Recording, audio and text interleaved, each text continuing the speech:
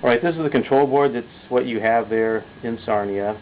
And this is the PLC, the programmable logic controller that you're going to be swapping out. The change out is pretty straightforward. We'll go through it here.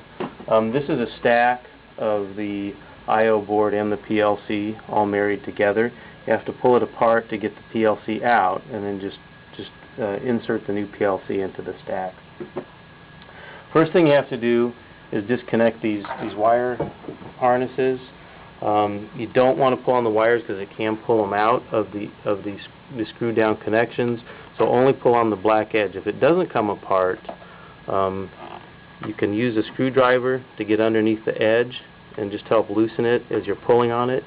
But again, only pull on the black plastic part of that connection. Going ahead and get these three apart. Set them aside. They're all three different sizes, so you can't put them back together wrong, but it doesn't hurt to keep track of which goes where.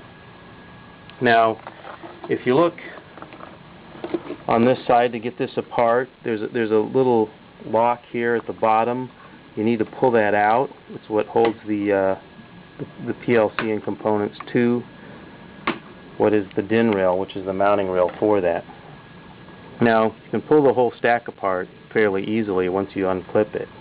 There's also a little blue button here that is used to lock the components together. You need to push those so they're protruding from the top of the stack, and then these will slip apart into individual pieces.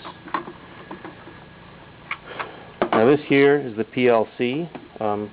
The last thing you have to disconnect is the power coming into the PLC, and this is where you really should have a qualified electrician or technician doing this work.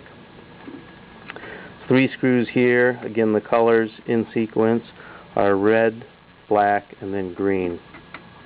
Pretty common for a DC power supply. Pull that apart, and then the new PLC, which we have programmed for you, is set up exactly for your system there in Sarnia, and it is labeled, frankly, so there's no mistake about it in case you juggle the two. Goes right back together into the stack. Slips together here. Lock goes down from the top. If it doesn't go down, you don't have it put together quite right. You need to snug it up, and then it'll clip into place.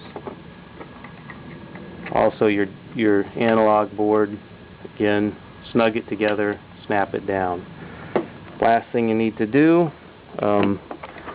is attach the stack to the DIN rail, push it up tight against the stop, and then snap the 3 locks into place.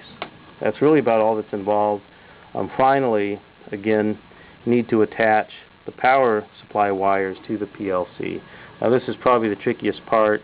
It takes a few minutes. I'm not going to go through that for you because it will bore you in case you're not already bored.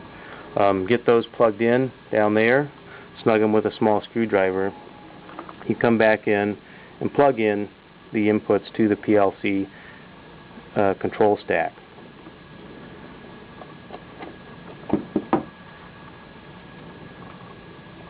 Again, they're all 3 different sizes, so you can't mix them up, and they plug right in. Make sure they're snug,